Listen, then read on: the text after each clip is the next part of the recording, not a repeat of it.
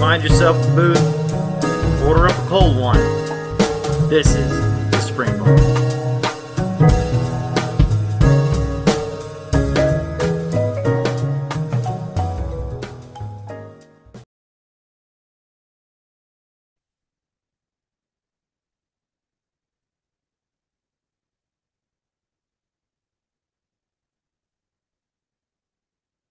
Goodbye.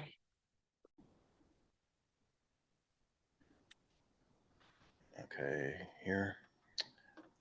Damn it. Hold on. I have to go push the OK button on the camera.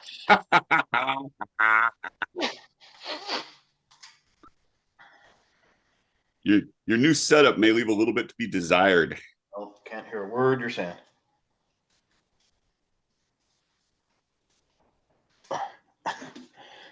You know, in hindsight, this probably wasn't a good idea. You think? Next week might be me recording in my chair in the corner of my bedroom. Because the studio is out of the question. That whole space is being used as a closet, as it should be.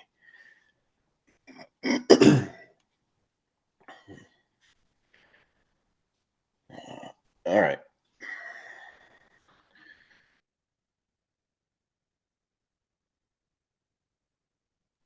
Let me try and slide over a little bit. At least I'm centered. It also looks like this picture is really scooted in here, right? But it's actually the edge of the bar on the wall. Parallax. Yeah, it is what it is. And if I made everything to look good on screen, it would look really weird in person. Welcome. Yeah. All right. Episode whatever. 69. Is Nice. this 69? Is it? Hold on. Have we hit the milestone? 69. Dude. No, it's not. It is. No, it's not. 68. Don't lie. I'm serious. We only have 67 episodes published right now. That can't be true. Yeah, the last one we talked about the shark wrestling, gator wrestling thing. 67. Episode 67. Damn it. Oh, almost. You got so excited there. I got my 69 watch on for this. Okay. Episode 68. Take one.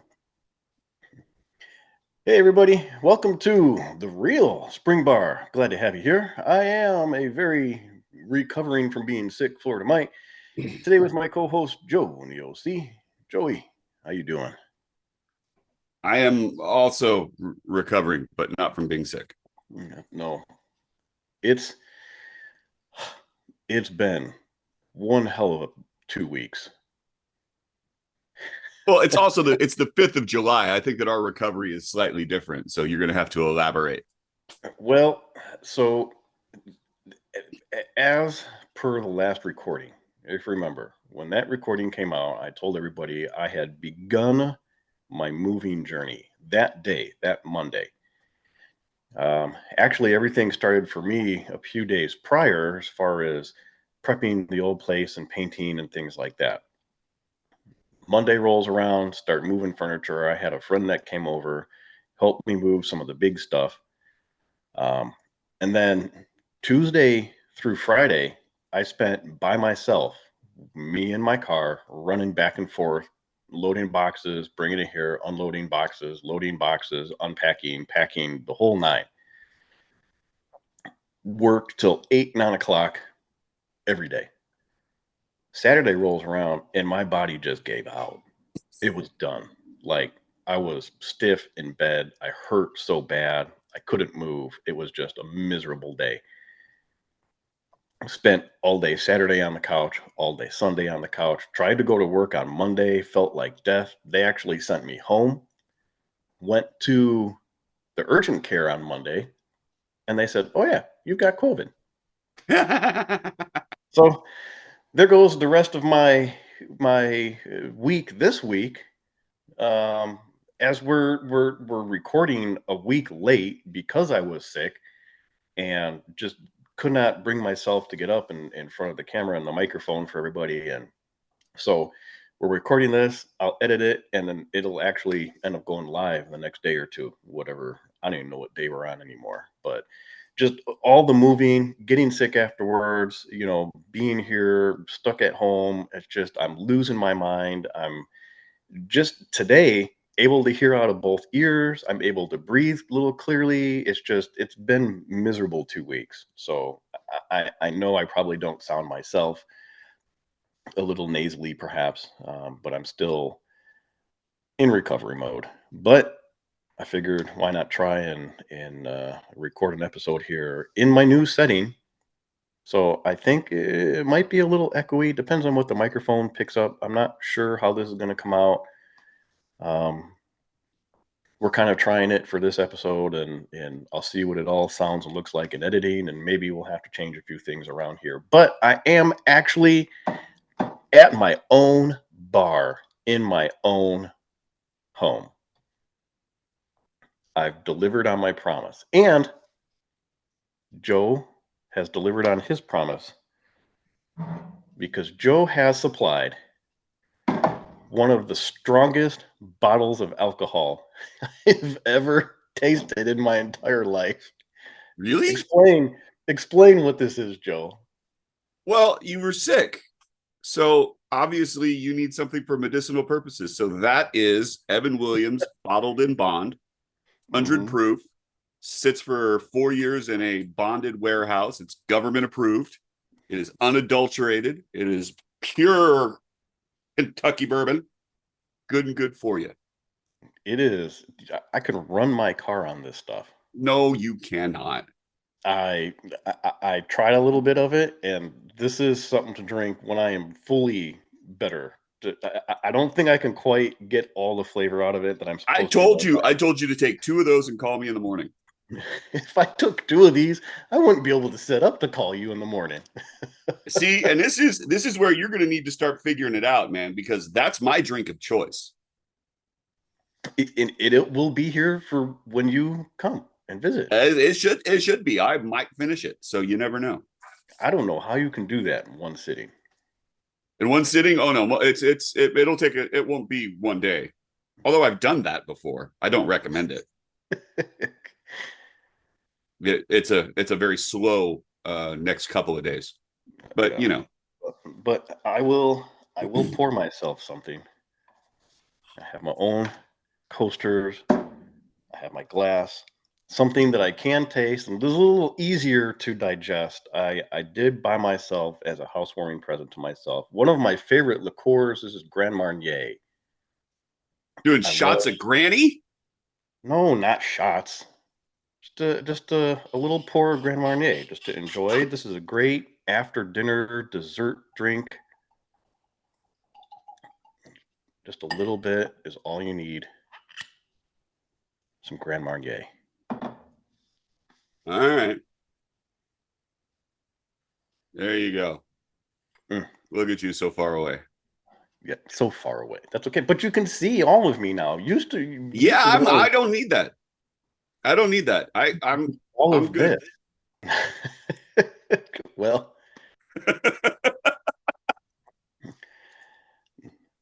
So that was a bit of a long intro. I am wearing the Super Seville. Yes, we can definitely tell. Yeah. Well, you're just going to have to trust me until I can figure out another camera solution for close-ups. Uh-huh. Does that help? Does that help a little bit? There you go. You know what I can do? I get a stick.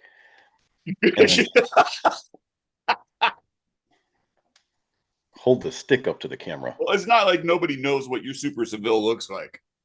No. 13,000 people have seen my watch so far. Yep.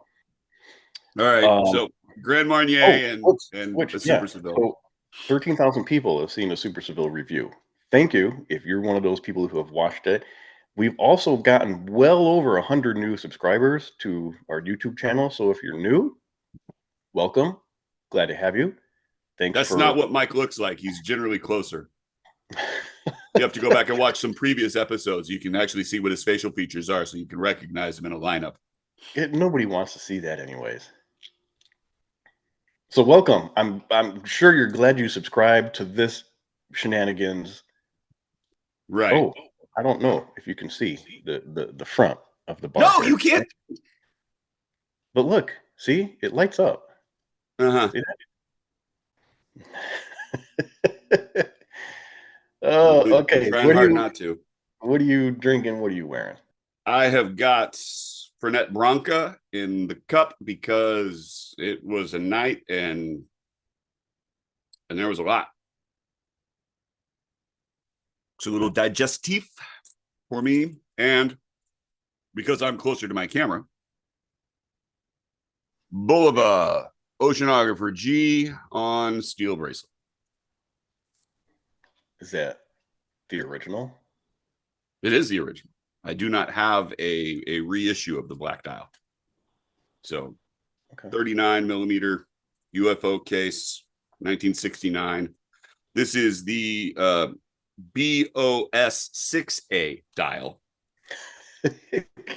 Because I have my own designation series because there are 9 separate dials of this watch and no one else seems to care except me. Didn't you come across another variant of that? Wasn't there an extra one that you had to add, or no? Am I thinking of something? Not yet. I mean, there's the question about the test dial or the solo dial, which is just has a 666 on it and nothing else, like the applied Bulova and then that. But I haven't seen it, so can't say. There's pictures of it.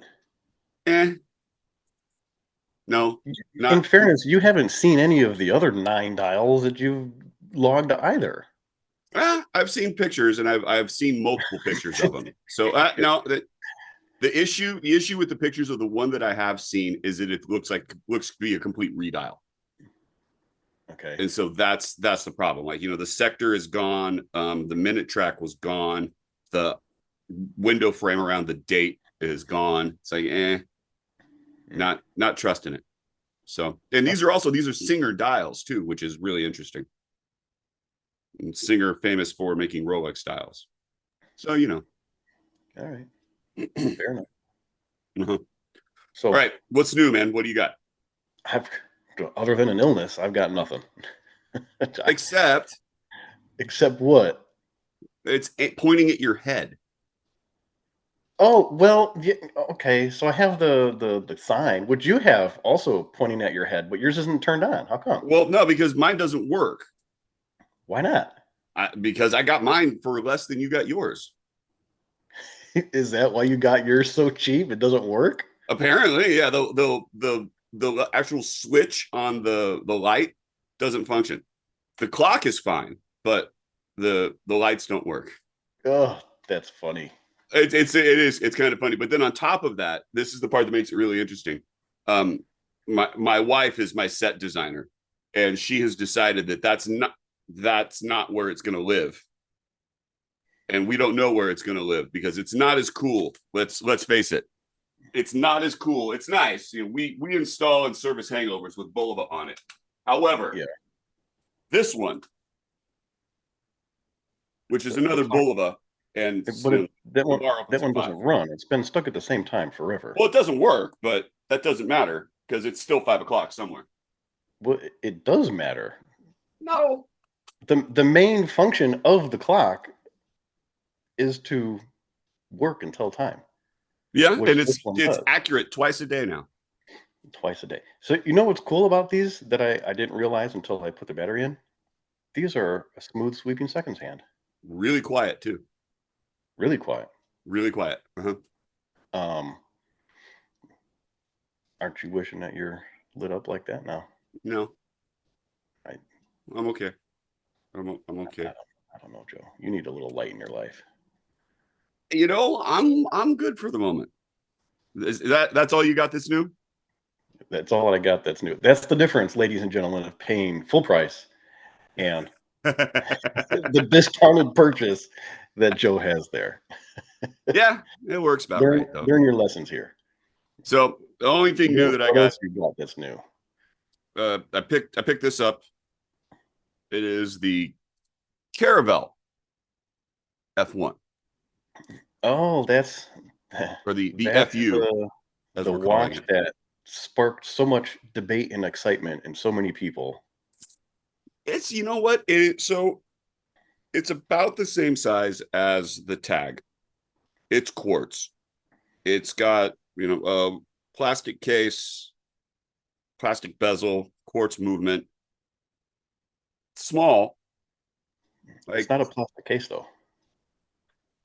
this one is it? It's a coated case. Yeah, Oh yeah, it's PVD, right? yeah. So, Looks plastic, feels plastic, but it's a coated case. yeah, it's a PVD coated case. And it's a good. It's like this one's all black. It's nice. I gave it to my son for his birthday. He loves it. So But it's pretty cool though, right? they're great. It's a great little watch. Yeah. I'd wear the heck out of it. When the kith, every time I say the kith, I think of Mike Tyson. Yeah, be careful about that. He'll beat your ass. He'd have been a great ambassador for it. Ladies and gentlemen, the kith, Formula One. Anyways, when those watches came out, that whole collaboration thing, that day, I posted a picture of my Caravel F1, and it just kind of took off. People reshared it. It got picked up by GQ Watches. They shared it in their stories. Bulova picked it up. Well, people from Bulova picked it up, not Bulova themselves, but and it just kind of got dubbed the FU watch. It just kind of, Caravel's middle finger to Formula One or not Formula One, Tag Heuer and the whole From the situation. It was 90s, just, though, right? Your watch is 1990. This one's 1992. Mine's 90, 91, 92. I forget what year it was. Okay. It was a year different than what yours is. So Yeah. but yeah, very early 90s. So it would have been come out at the same time. Yeah. That the F1s were, big back in the day. It's a nice watch. I mean, the handsets on ours are different, but basically it's a solid one. The thing that's funny though, right? Because you've got the white hour ring. Yes. Right. This one doesn't have that because it's an all black dial.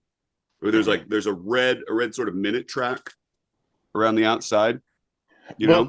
So just like the actual Formula One, I wonder how many variations of this there actually was. I don't know. There seem to be a couple, but the deal is though, this watch being all black, it seems to wear larger than yours does. I mean, they're the exact same size, but this one just looks bigger. So, and I noticed that too. Yeah, mine seems real small. Yours seems to fit your wrist a little differently. That could be. So I don't know. Yeah, but I don't think the case shape is any different. So no, it should be the exact same. Yep. Yeah. Here we are. All right. So moving on to the meat and potatoes of today. What are we talking about? I want to discuss from having done this review of the Super Seville, I've gotten comments and feedback. One of the things that people have complained about the most of the watch is the water resistance, 30 meters of water resistance. That and the Cyclops, right? That and the Cyclops. But you knew that was going to be a topic of debate because it's very divided. You either love it or you hate it. Well, it's an interesting question, and I only bring it up because I'm wearing the Oceanographer G, which has got the internal Cyclops. Like, would that have made a difference? Do you think? I bet it would. It might have. The internal Cyclops is a Cyclops made cooler, right? Yeah. Because you doesn't sit up on the dial. You have the smoothness of the top of the crystal. You don't have anything getting in the way or looking out of place. but still has the magnification, and it's just underneath. It's just kind of neat how they did it. It just adds to the cool factor of it. Yeah. So that might have added a little bit, but in this case, for what it is, for the Super Seville, I don't mind the traditional on top of the crystal Cyclops. It's not bad. I mean, the Cyclops thing has never been an issue for me. I prefer it to watches I have that don't have it. I'd much rather have it be present than not, but Yeah. to each their own.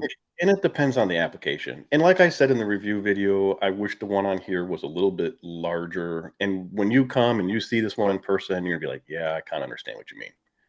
But it's a good thing to have on here. I think it goes perfectly with it. It probably would have looked a little awkward if it didn't have it on there, because you would expect it to be there. So I'm glad No, it's on it there. doesn't bother me. It never has. But we're not talking about Cyclops necessarily. We're talking about water resistance. So Water resistance, and the other thing that I want to talk about as well is lume. And the lume hasn't really come up in this watch. There isn't a lot on it, but you can expect there to be a lot on it because there wasn't in the originals. And a lot of the watches from the 70s just had very small dots of lume right around the outsides of the hour markers. They weren't lume watches unless they were dive watches, right? But right. when it comes to modern day watches, water resistance and lume are the two stupidest features of a watch that get the most criticism. Stupid? Stupid, maybe not stupid, but minor. I'll grant you that. But here's the thing. In any watch that you've ever owned or ever worn, how deep is the deepest you've ever taken one? Oh, bottom of the pool, 8 feet. 8 feet. I've gone 6, right? So why do we complain so much about water resistance? Does it really matter? Well, okay, does it really still, matter? here's the issue. This watch at 30 meters water resistant will get through anything that you need to do. End of story. Well, let's discuss. Because there's this idea that water resistance and the depth rating that's placed on the watch really has no bearing on reality. Okay? And so this idea that, okay, it's 30 meters water resistant, which means you can get it wet. Mm-hmm. Not that you should go 30 meters down with your watch, because it might not survive that. It might not make it through the shower. There's a difference between pressures that act upon the gaskets and things like that. I understand that. But even still, at 30 meters, this will get you through whatever you got to do for the day. Maybe. I don't know that I would get off of a diving board with that. I don't know that I would go water skiing with 30 meters. And that's just me personally, because the idea is that, okay, it's 30 meters, but the testing regimen is often hit and miss, which is not to say, and I'm not disparaging anybody, but to say that there are some watches that have a depth rating that far exceeds the printed application, and then there's some that won't meet it whatsoever. And so it's the depth, the actual capability of the watch has to exceed the depth rating by 25% or something like that. Right. If it's been, but that's only if it's been confirmed and it's meeting a spec, right? Anybody who says, okay, anything I think that's under 100 meters, maybe even under 200 meters, there's unless it's got a certification that goes with it, you can throw whatever you want on the dial. Nobody's going to care. There's not anybody who's checking other than the owner. And so then you go and you say, okay, it says it's water resistant to 100 meters, and I jumped off of the diving board of the pool, and now my watch doesn't work because it failed. All the seals failed. And it's like, oh well, that's an O-ring failure. It's not an issue with the watch, or you left the crown out, or it wasn't serviced, or blah blah blah blah blah. So it's it's an interesting warranty question when it comes to depth rating. Now, granted, I will concede that for the majority of recreational users, 30 meters, more than sufficient. But that means as long as it can actually go 30 meters, right? You know, if the watch doesn't leak when I go in the shower, or if I'm washing the dishes or washing the car or in the pool or in the ocean, watch doesn't leak, I'm fine with that. If I go snorkeling, I'd like to be able to wear a watch and be able to see stuff underwater, see the time. But beyond that, because I'm not a scuba diver, I'm not using that. But I think that if I were to go scuba diving, I might have a couple of watches in my collection that I could take. But for the most part, I would probably buy something dedicated to that specifically rather than a fashion watch. That said, when I go snorkeling, I will wear something that's a minimum 100 meters resistant. It doesn't necessarily have to have a screw down crown, but 100 meters is what I'll take with me if I'm going snorkeling. Because I'll free dive down 6 to 8 feet, right? And not that 50 meters probably wouldn't get the job done, but generally, if you're going to do an activity like that, you want to wear a dive watch just because you're in the water, and that's when you should wear a dive watch. And generally, dive watches start at 100 meters, so that's kind of what I put. Yeah, I mean, you're in that skin diver territory, but right when you really get down to it, if we want to pick brass tacks, Tudor has just done the FXD, and they have the French Marine Nationale, and then there is the black dial version that American services have designed. So fixed spring bars, that's only 200 meters. And it's only 200 meters because the people that use it, that it was designed for, said, we don't need more than that. Like, okay, military application, military divers, 200 meters, good enough for them. Like, okay, I'm not going to argue that. And I'm not going to say that that is not a tool watch. It is not a specifically designed watch with only 200 meters of water resistance. Like, yeah, fine, do it. No problem. I'm not worried about that in the slightest. Because, you know, there's this whole discussion of, okay, it need to have this kind of ISO rating and blah, blah, blah, blah, blah. Not really. Unless you're a saturation diver and you're spending a lot of time at the bottom of an oil platform, there's no need. There's never been a need for it. It's a massive amount of overkill. It's like, it's fantastic that your watch can go to the bottom of the Marianas Trench. How many people have gone to the bottom of the Marianas Trench? Well, yeah. Probably more people have been on the surface of the moon. Probably. Right? And that watch wasn't waterproof. Just saying. So, and I'm being facetious here, right? Like, I understand that there are certain water ratings meet certain activities, and it has to do with the pressures and things like that. Like, I'm not going to snorkel with this watch because it probably wouldn't fare well. But that's not an everyday activity. Okay. That's not that's a a special activity. All right. That aside, would you take that watch in the pool? If I was just relaxing in the pool, yeah, absolutely. Why not? Put it in the jacuzzi? I really don't wear watches in the jacuzzi. Just because it gets hot in there anyways. I wouldn't even wear a dive watch in the jacuzzi. Okay. So you might take it in the pool, but do you wear a watch in the pool? Yes. Okay. I find that I don't know that I would wear that in the pool. I don't think I would. Again, if I'm just sitting, lounging in the pool, having fun, watching the kids or whatever, like if I'm going to engage in heavy splashing activities, probably not. But for a calm day, just sitting out there by myself, yeah, I don't see why not. Okay. Because, I mean, I will rarely wear a watch in the shower. I'll wash my hands with a vintage watch on, but I normally have them up a little bit higher. You know, it's certainly up past the wrist bone. So chances of it getting wet are minimal.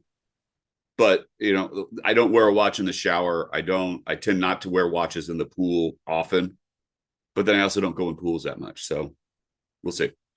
Like when I'm coming to see you in a couple weeks, or I'm coming to Florida, you happen to be there.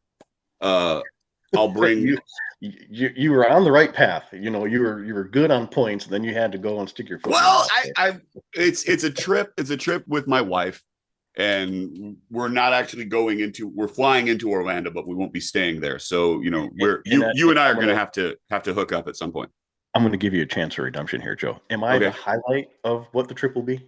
Certainly, absolutely. Oh. Because it's either that or swimming with manatees, which I mean, if you and I go in the pool, that's kind of like swimming with manatees. Yeah, whales. Well, it's a debate. Like my wife is debating if she wants to go swimming with the manatees. I'm probably gonna stay on the beach drinking because I don't need to swim with a sea cow. I'm not. That's fair. Not my thing. Anyway, swimming with the manatees, you're probably not going to be on the beach for that, anyways. You're going to be in a canal in the spring somewhere inland. dude, I don't fucking know. I don't care. Well, I'm telling you. There's going to be a cocktail, and if I have to bring my own, I will. Okay. I'm just letting you know. My needs are very simple. Okay. Because I understand it's going to be a sweltering heat fest, and so I will need to be well hydrated, and I might as well be drunk while I'm doing it. Yeah, so it will be hot. Like, what's your temperature there right now today? today, well, you know, there's a massive heat dome over the west right now. Okay. And it's red fire warnings, and there's a couple of huge fires that are going on. But where I am, it's in the 70s. Oh, okay. Well, it's beautiful. Right now, we're at 93 degrees. Yeah, fuck that. Feels like 105 when you factor. Yeah. I don't do heat index. We don't have that here. Well, we have that here. I know you do. I'm not looking forward to it. We're under a heat advisory until 6 p.m. this evening. Once the sun goes down. Yeah, you're making it real inviting. It's just more time in that pool. Man. Scaring so, I mean, the watches I plan to bring will all be ones that I can take into a pool, with the exception of one. But, you know, that's a different deal. And that one's not waterproof anyway. So, which one? The Hoyer. Oh, okay. You have to bring that silver Super Seville that you've got. Yeah, you want that one too? I want to see that one. Yeah. Okay. You're gonna have to bring a few things because we're gonna have to sit down. This will be the first time you get to see my full collection. It's true. It's true. So we'll have to sit down a little bit, but yeah, bring a couple of cool things with you. So I'll see what I can do. I'll make no promise. The other stupid feature of a watch, right, is lume. Like, how much does lume really matter? Like, I get that. I understand what lume is supposed to do, but how often do you? Well, okay. Let's talk about lume, and let's talk about application. In everyday life, how often do you rely on lume? Really? Well, again, that still goes back to application, and like lume as a feature.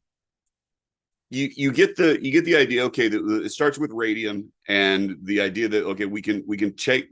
We know now that radium glows and will glow with certain applications. However, radium is also massively radioactive and causes cancer with extended wear. The other thing that happens with radium is that it will scar a dial, right? And you see this on vintage watches from the 20s and the 30s all the time. The hands have stopped, and now the dial is burned because that's what the radium does. It's like, okay, cool. So let's get rid of radium and let's go to tritium, which is also mildly radioactive. Not as bad, but still. And I don't think that it scars the dials as badly, but it's, you know, it's still up there. Tritium burn around where the lume plots were and stuff on. Yeah, and it spreads out, but it doesn't necessarily come from the hands if they get stuck.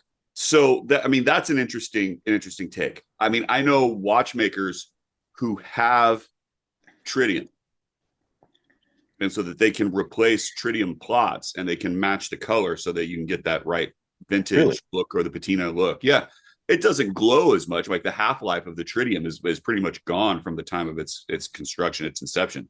Like it'll glow for a second or two and then it's done. Yeah. Yeah.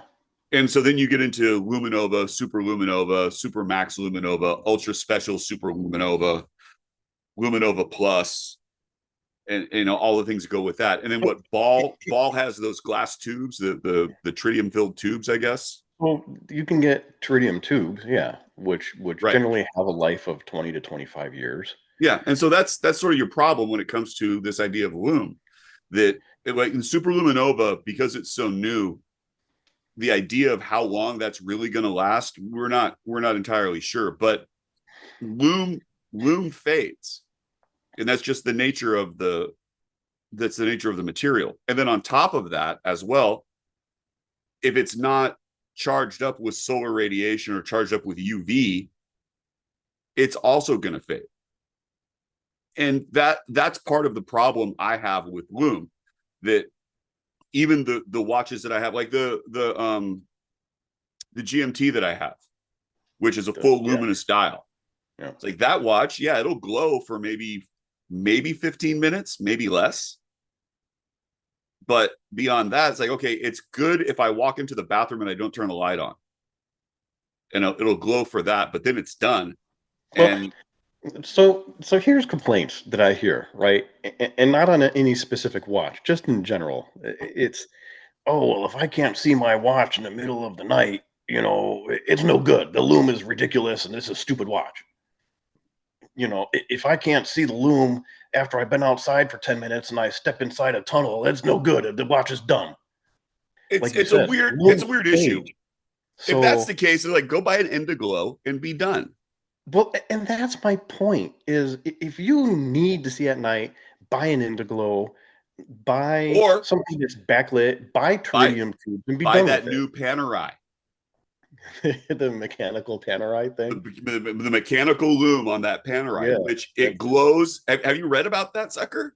I have not, no. Okay, here's the deal. It has a separate winding crown that powers the lume. It'll run for 8 minutes. And it is a mechanical process. It powers in a little bit of a electrical deal, and it also works with the bezel. And so there are different lume plots around the bezel that, depending on where the bezel is set, it will only light up the indicators that are underneath the bezel in that spot. It lights up the indices. It lights up the hands. It lights up. I think there's a date window. I'm not into Panerai. I don't know, but it's a really, really clever solution. It's a mechanical, clever solution that did not need to be done. You could have put a backlight on it that would have been way cheaper and way easier, and that would have handled everything. But kudos to Panerai for over-engineering a lume solution that didn't necessarily need to happen. Yeah, it didn't need to happen, but I mean, it's pretty cool. I mean, come on. I'm not going to lie. It is pretty cool. I mean, but it makes you wonder, because we go back to the idea of the FXD. So that's the Tudor. It's got a variety of super luminova on it. That one needs to be able to function in low light, right? So the idea of swimmers using watches, and they use it in conjunction with a compass. And the idea is, okay, I'm going to go down to a certain depth, and then I'm going to swim that direction for a certain amount of time. And then I'm going to turn that direction, and I'm going to swim for another amount of time. And then that's going to get me to my rendezvous spot. And so for that application, it's like, yeah, I'm going to need to have a watch that I can read underwater in low light. But well, and here's the thing, is when you're doing that watch, right, you're starting your dive at the surface where it's most likely a sunny day or bright enough out where that watch is gaining charge, okay? Then you're going into the water. So you're going from one extreme to the other, and you'll be able to see the watch for a period of time, right? It's not going to last hours and hours and hours.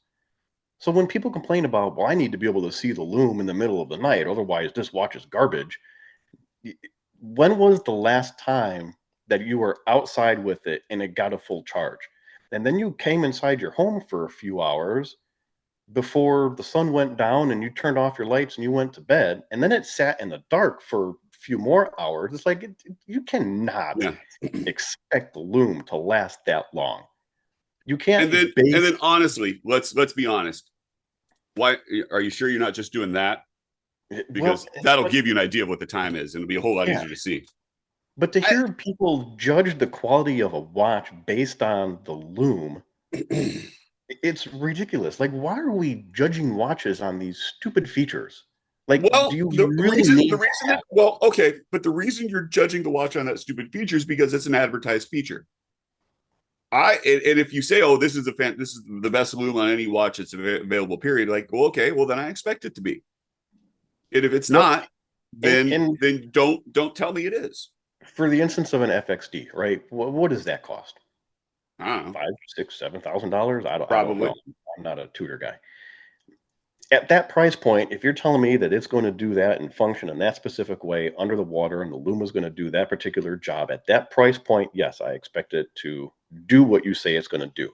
If I'm paying $250 for a Seiko and the loom lasts 5 minutes, fantastic. You've exceeded my expectations, because the only thing that I use loom for is to take pictures on a Friday night. I do not rely on loom for any other function other than to look cool for 30 seconds for a photo. And if I need to see at night, I have watches that are my G-Shock, the baby G is backlit. I have an Indiglo that I can wear it. I can push the button and it lights the dial. I'm set. Yeah. You will not hear me complain about the loom of a watch, because who needs to have loom? Well, the other aspect of that, though, you need it for a specific purpose. For everyday life, do you need to have it? Why? Well, the other thing, though, and I think that this may be a bit of our prejudice coming to bear, is because you and I are really more into vintage. And it's like, all right, great. I get a vintage watch. I don't expect it to glow. This watch doesn't glow. I don't want it to glow. I would be offended if it did glow, because it shouldn't. The modern versions of this watch that I have, they glow, but that's not the reason that I got them. I wasn't looking for Indiglo. I wasn't looking for being able to see it at night and in the dark. Yeah, it's kind of cool, but not my thing, right? You know, that the Lume GMT, yeah, I like it because the dial's white. It's like, yeah, okay, it glows in a little bit of shadow, particularly if you're outside, and then it looks kind of green and weird, but it's a white dial. I like that. That works for me. I don't know. That's just my gripes, you know. This is your rant? Years, yeah, my rant. I've heard years, time and time again, loom and water resistance. Like those are the two biggest arguments you hear about when somebody tries to judge the quality of a watch. And loom and water resistance always come up. And at the end of the day, does it really matter? In my opinion, no, it does not. It plays no bearing of me buying a watch. Those are not the first two things I go look at when I buy something new. I will concede to that point, but I will say that if the watch is stated to be water resistant and then it doesn't meet up, right? If my watch gets ruined when I take it in the pool, I'm going to be pissed, particularly if it says it's water resistant. That's going to be an issue for me.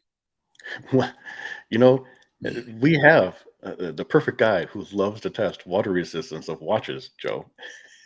Yeah, Oliver does it. So recently, yeah, and it's the funniest thing that he does. He has figured out how to replace the gaskets in crowns, and he does it on a regular basis. So like any vintage watch he picks up. Yes, in vintage watches. Yeah. So he picks up a watch, he replaces those crowns, and he tries to make it work.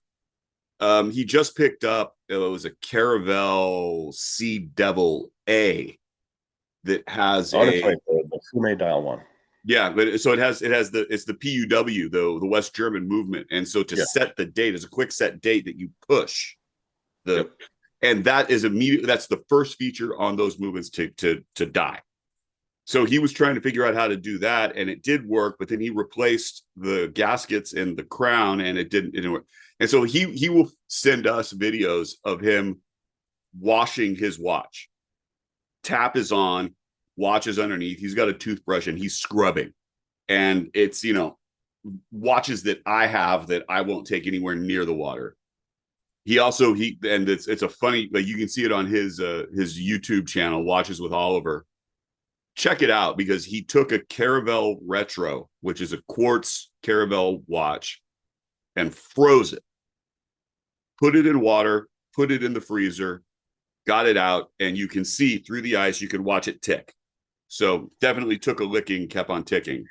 Yeah. Situation. And then he thawed it out underwater. And so it can be done. You can get the watches back to spec, but you got to be willing to. He would be the perfect guy to get a 30-meter watch and let him go to town with it and see just how far you can push it. Well, I bet that's what the Retro is. I wonder what the resistance on that is.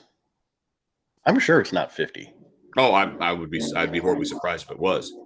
Because you don't have the screw down crown. It's a snap. It's not even a screw down case back. It's a pressure fit case back. So, yeah. But I mean, it's also kind of funny because the Accutron 666s, which met depth rating, they were tested. They didn't have screw down crowns either.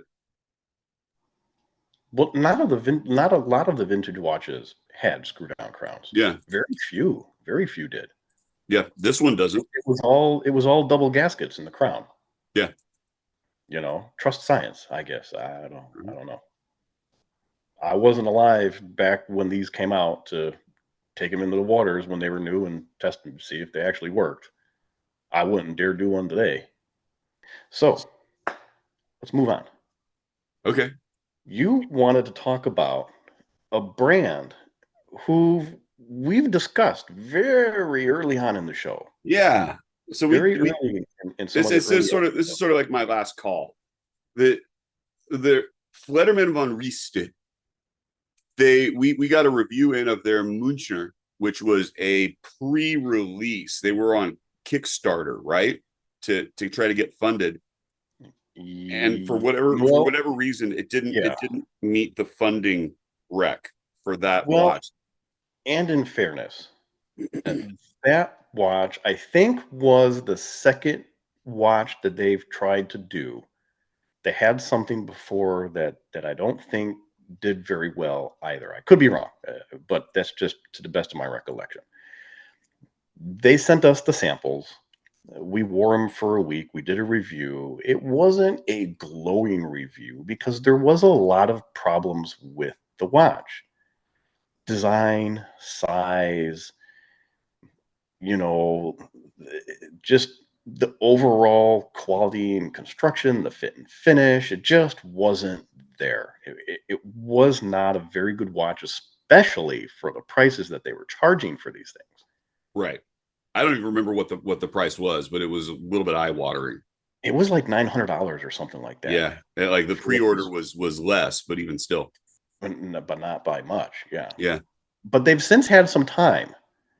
And they've done a few watches since then, and they're kind of heading in the right direction. They've got some interesting things. So they have sort of a Datejust-esque watch. The fluted bezel. I think that came out after the Münchner. It did. And that one is real iffy. Well, I mean, it goes into it's following a tried and true design language, and you could make the argument that your Super Seville is an outgrowth of that, because the original Super Sevilles looked like the Date and Datejust, and I've got both, so I mean, I can say that with a level of certainty. Your watch, because of the square shape, evolves that just a little bit, but it's still got the fluted bezel, and you take a look at it and it's like, okay, yeah, there's some Rolex design cues there, which isn't a slam, because I really do like that watch, and I wish I had one of the square ones rather than the circular ones that I own.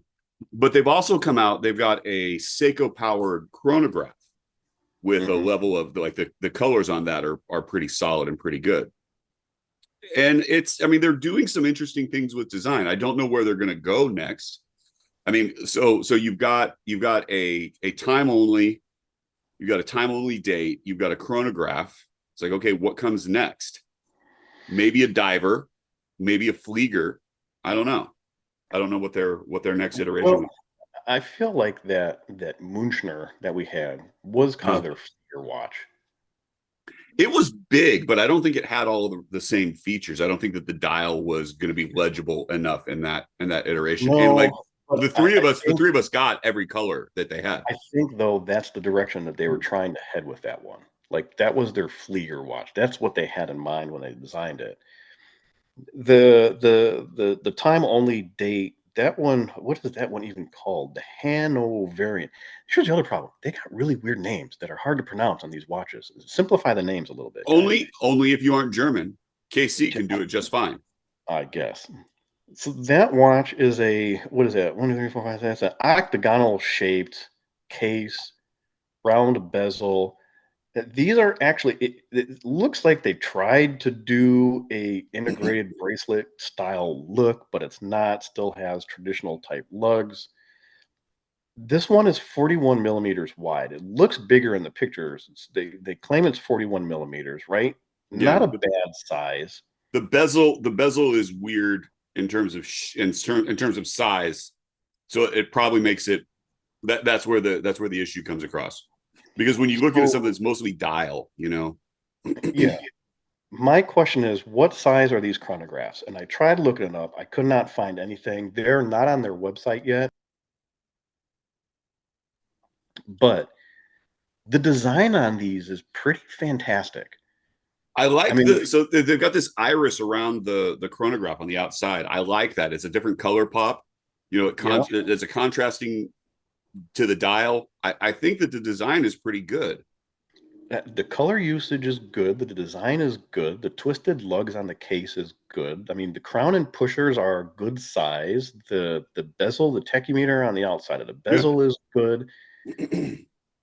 These are good chronographs. And how come we've never heard of this automatic Seiko any 86 movement before? Like, why are people not using this? It's the same layout as a ST1911, and people love the ST1911. The micro brands use that movement all the time in a mechanical chronograph. It's a cheap, you can get them put in various platforms at a cheap price point. It keeps, the cost to the consumer very low. Hand wind, not an automatic, where the Seiko is an automatic, so you might get a little more thickness out of it.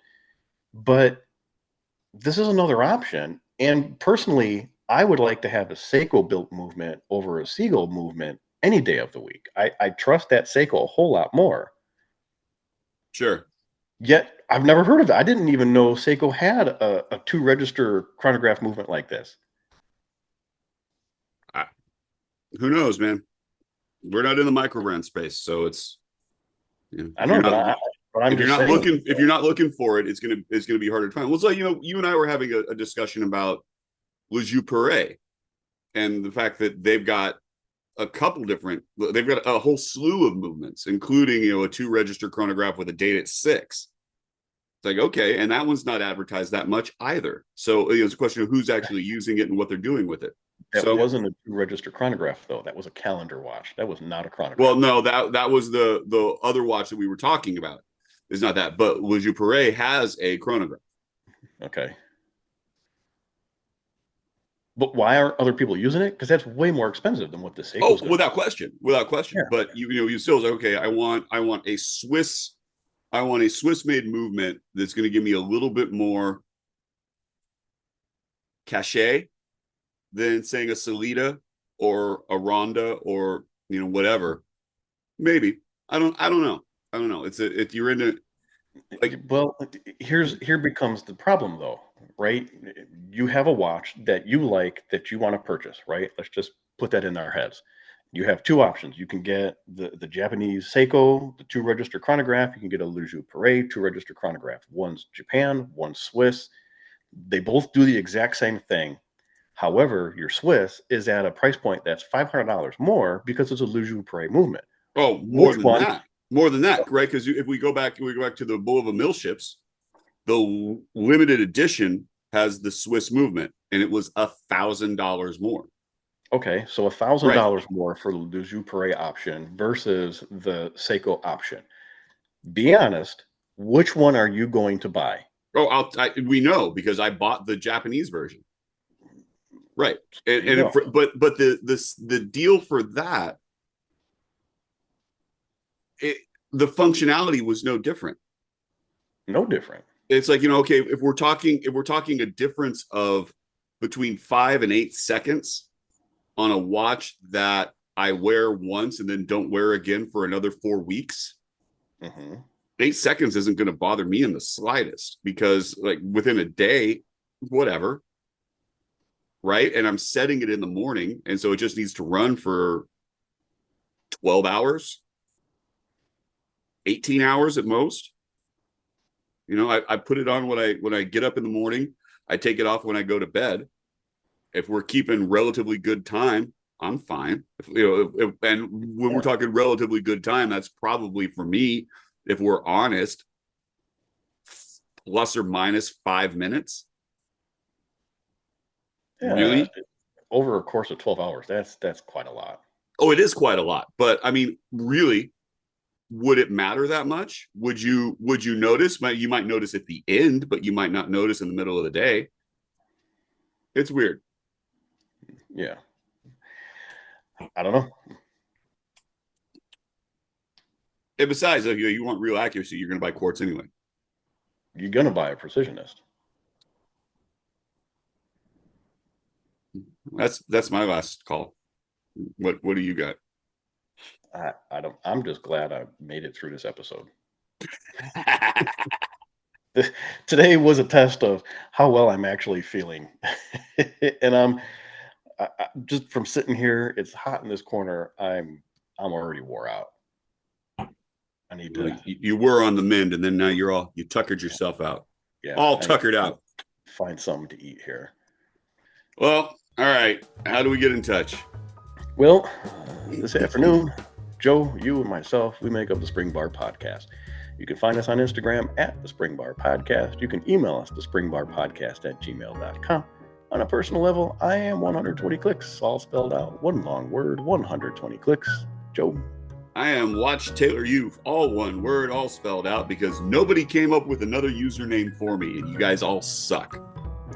It's been all these weeks later. Nothing. But I'm willing to bet they don't get to the end of the episode, so... Probably not. Probably not. We do all this for nothing. Nothing. We could quit halfway through the episode and nobody would know the difference. No one would know. No. No one would know. It's just... We can walk away and just do it with dead space. Black screen. Nobody would know. Oh, Joe. Well, until next time when I'm feeling a little bit better and I can choke down some of that 100 proof. There you go. Cheers. Cheers.